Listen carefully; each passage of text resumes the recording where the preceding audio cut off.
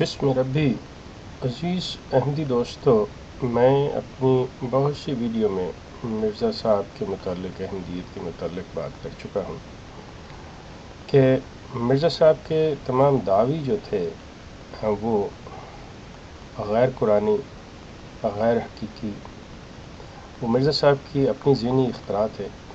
اس کا اسلام سے، دین سے اور قرآن سے کوئی تعلق نہ تھا۔ اس میں کوئی شک نہیں کہ مرزا صاحب نے اسلام کا، قرآن کا، اللہ کا، رسول کا، ان تمام ناموں کو استعمال کیا ہے، لیکن حقیقتاً یہ کوئی حیثیت نہ رکھتے تھے، اس وجہ سے کہ دین مکمل ہو چکا۔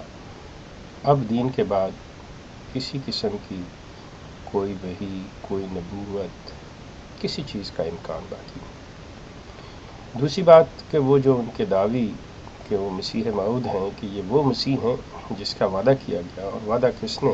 بقول ان کے، وہ تو کہتے ہیں کہ یہ قرآن میں بھی ہے اور حدیث میں بھی ہے۔ تو احادیث میں ہمیں جو بات ملتی ہے وہ عیسیٰ ابن مریم کے بارے میں ملتی ہے۔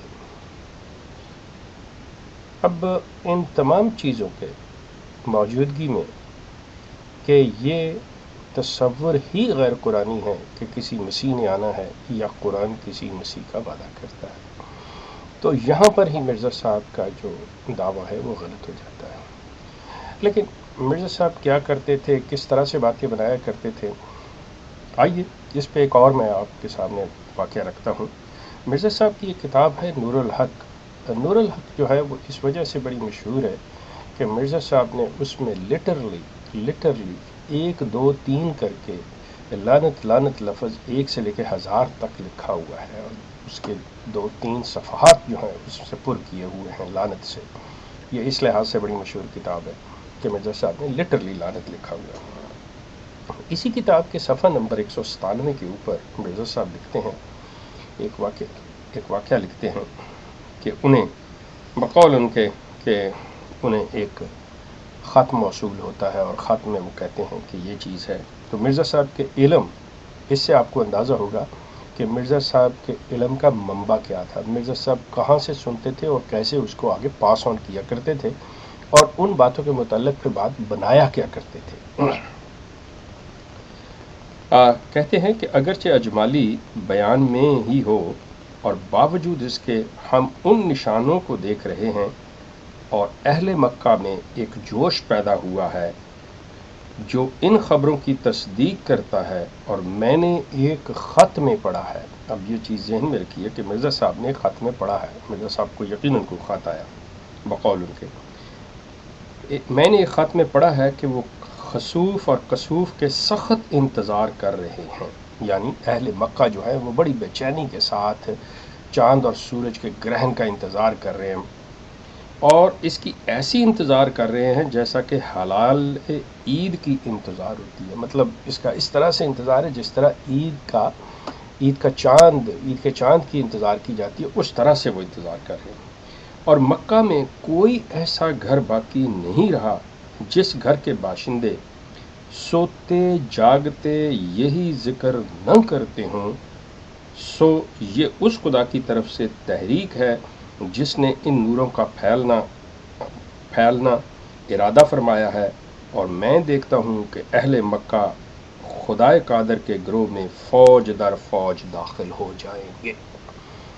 اب آپ اندازہ کریں کہ مرزا صاحب یہاں یہ فرما رہے ہیں کہ انہوں نے خط پڑھا ہے جس میں یہ ہے کہ مکہ میں کوئی ایسا گھر نہیں ہے۔ وہ لوگ جو ہیں جس طرح، مطلب انسان، وہ مثال اس کی دے کے بتا رہے ہیں کہ جس طرح انسان روزے رکھنے کے بعد عید کے چاند کا منتظر ہوتا ہے اور بڑی بے چینی سے شام کو اکٹھے ہو کے لوگ دیکھتے ہیں کہ وہ صبح عید ہوگی، اسی طرح مکہ کے لوگ جو ہیں وہ چاند اور سورج گرہن کے منتظر ہیں، اور کوئی گھر ایسا نہیں۔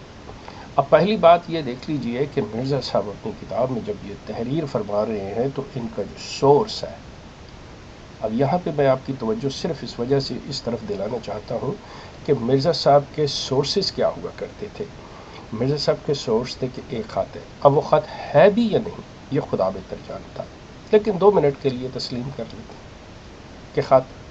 اب وہ خط جو ہے جماعت پہ لازم ہو جاتا ہے کہ ان کے پاس جہاں تمام ریکارڈ ہے تو یہ وہ خط بھی ہوگا.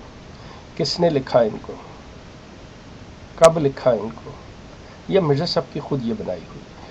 مرزا صاحب جب اس طرح کی باتوں کو لے کر اپنے ذہنی طور پہ جو ان کے ذہن کے اندر یہ خیالات آیا کرتے تھے، اس کو لے کے آگے خدا کے نام سے، کسی ائمہ کے نام سے، کسی اجنبی کے طرف منسوب کر کے جب یہ باتیں پیش کیا کرتے تھے تو یہ کہتے تھے کہ یہ دیکھیں کہ میرے پاس ایسے یہ بات آئی ہے. اور اسی طرح کے مرزا صاحب کے جتنے بھی دعوی ہیں اس کے پیچھے بھی یہی چیز کار فرما تھی کہ مرزا صاحب سوچتے تھے اور یہ سمجھتے تھے کہ یہ مجھے خدا نے دی ہے، یہ مجھے کوئی فرشتہ لے کے آیا ہے، یہ مجھ پر کوئی وحی نازل ہوئی ہے، یہ مجھ پر الہام ہوا ہے، جبکہ یہ تمام چیزیں ان کی ذہنی اختراع ہوتی تھی. اب یہاں پہ وہ کہ مکہ کا کوئی ایسا گھر نہیں، اور پھر آگے فرماتے ہیں کہ میں دیکھتا ہوں کہ اہل مکہ خدائے قادر کے گروہ میں فوج در فوج داخل ہو جائیں گے.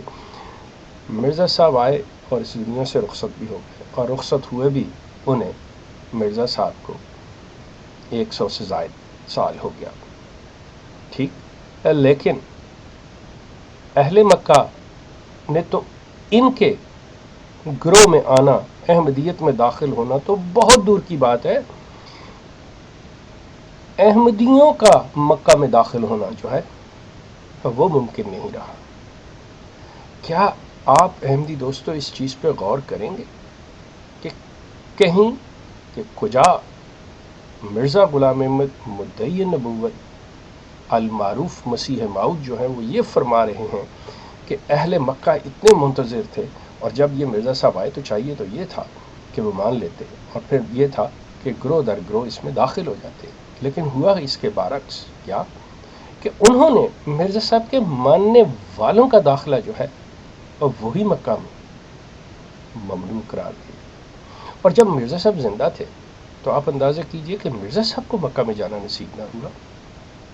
مکہ والوں نے احمدیت میں داخل کیا ہونا، احمدیوں کا مکہ میں جانا، داخل ہونا بند ہو گیا.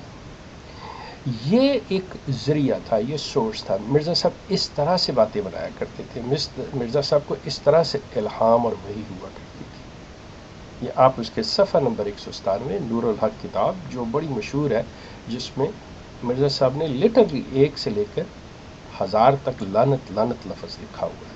مرزا صاحب کی یہ بھی ایک ذہنی کیفیت تھی اس میں. اور یہ روحانی خزائن کی جلد 8 ہے، اس میں آپ دیکھیے گا، آپ اس کو پڑھیے.